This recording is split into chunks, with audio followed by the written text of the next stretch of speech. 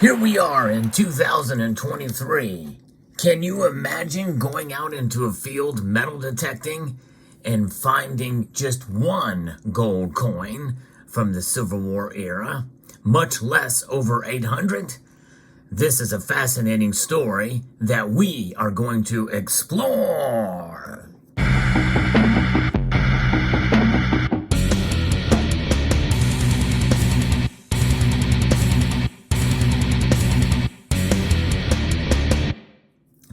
Folks, this is big news. This just happened this year in 2023.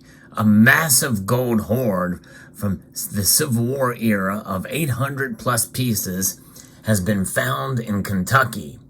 I'm going to be reporting to you referencing several different sources here. The first from Coin World that talks about this.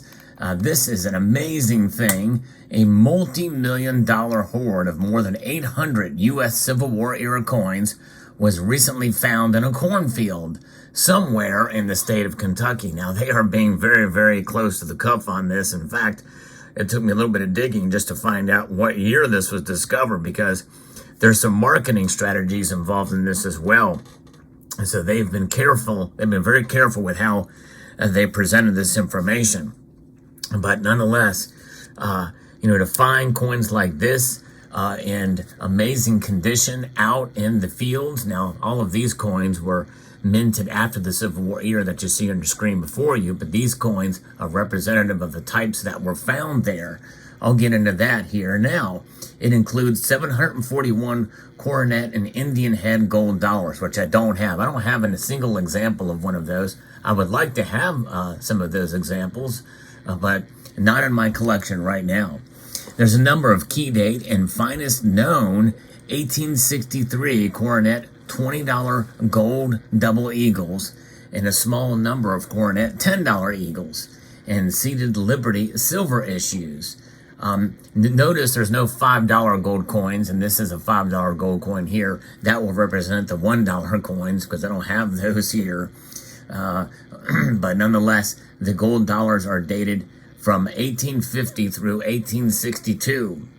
All of the excavated coins being promoted under the Great Kentucky Hoard label are now authenticated, graded, and encapsulated by Numismatic Guarantee Company, that's NGC, and they also took part in the conservation of their service that they have there at NGC.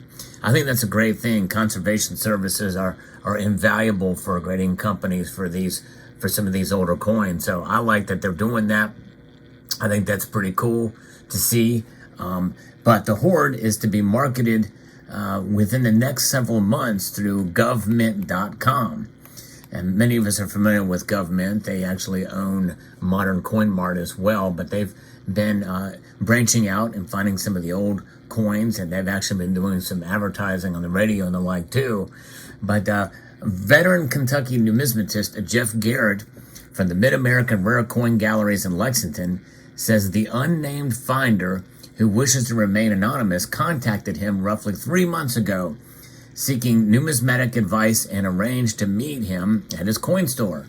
And Garrett met with him and was overwhelmed by the magnitude of the man's find. Well, I'm always excited when someone calls asking for advice about a rare coin discovery. The opportunity to handle the Great Kentucky Hoard is one of the highlights of my career, Garrett said. There's already a name for it, the Great Kentucky Hoard. Folks, this is going to make numismatic history, and it already has that name tied to it. Although I think it should be the Great Kentucky Gold Hoard. Some silver was found, but still not nearly as much as the gold pieces. The importance of this discovery cannot be overstated, as the stunning number of over 700 gold dollars represents a virtual time capsule of Civil War era coinage, including coins from the elusive Dahlonega Mint. I can never say that right, but that's the Georgian mint. Finding one of the mint condition 1863 double eagles would be an important numismatic event. Finding nearly a roll of superb examples is hard to comprehend. In fact, I mean, you're looking at this piece here, that's a big chunk of gold right there. America's largest circulating gold coin. This is beautiful. Be able to have one of these in your collection, just even like this, almost uncirculated, to have pieces like that have been in the ground for all of that amount of time is amazing. What an amazing find indeed. Yes, indeed. The location where the hoard was discovered is not being disclosed. It makes perfect sense why that would not be disclosed. We know now it's a cornfield in Kentucky, and Garrett said most of the coins were found loose in the ground, although at least one had remnants of a cloth bag adhered to it, suggesting the possibility the coins were in a cloth bag when buried in the ground. So, yes, that very well could be the case, and we see how time has not been kind to the cloth and those kinds of features, but it certainly has been kind to the gold. Gold, folks, does not erode, it does not corrode, and so with that, we know that we have something of value that transcends space and time and elements, too. It can survive the elements. That's the beauty of gold. It's pretty amazing. One of the 1863 Coronet double eagles carries damage from farm equipment used in preparing the field for planting. A huge bummer, but understandable why that would be the case, because, you just never know what is going to be, happening in a field, and they had no idea there was gold planted underneath them, but pretty wild. And thankfully, it was only just the one that was damaged.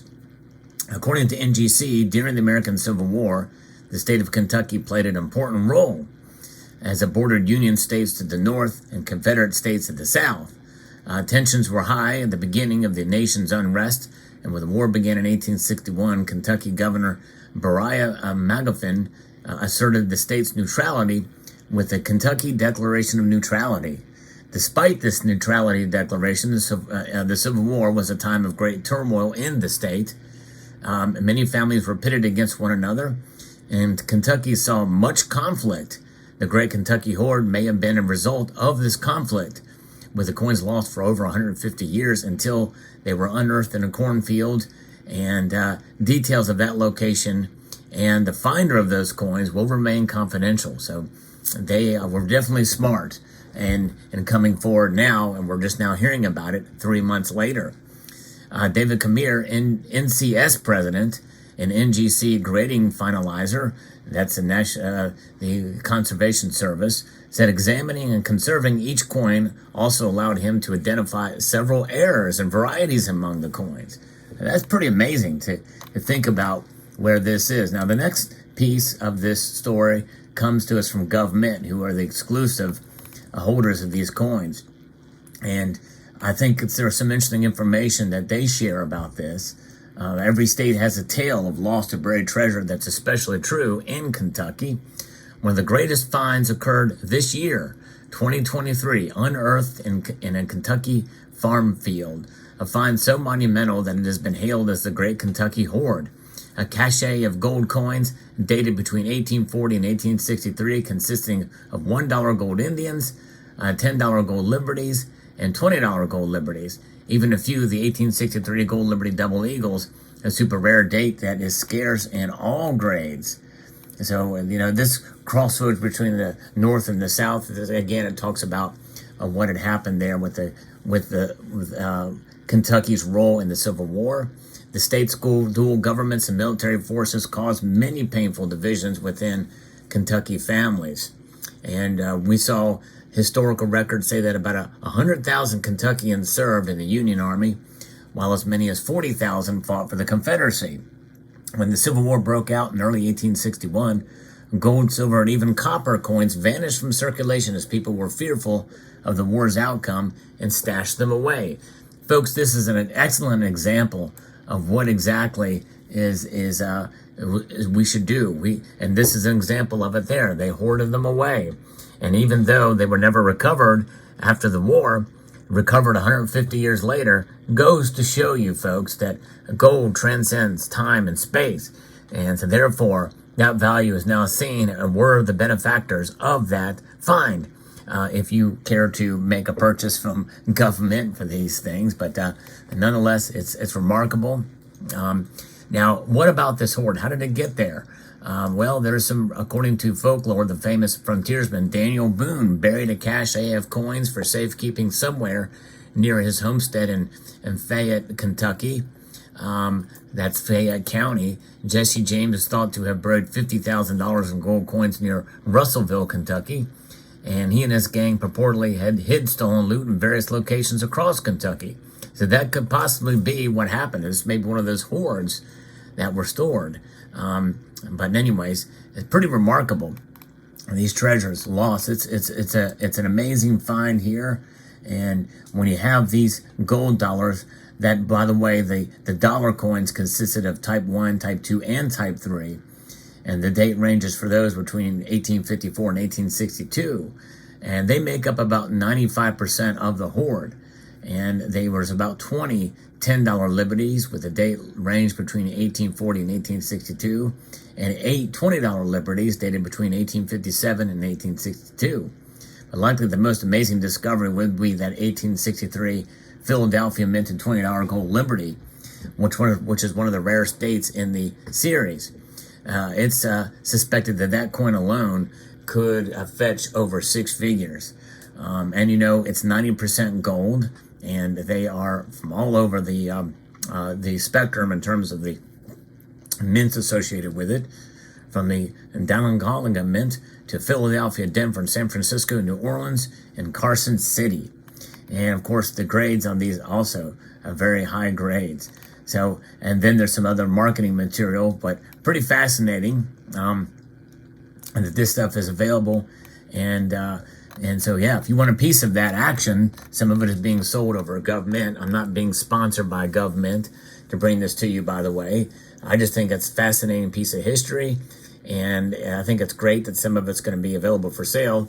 But likely you're going to pay a pretty high price for even the most common of the finds. But remarkable indeed, gold.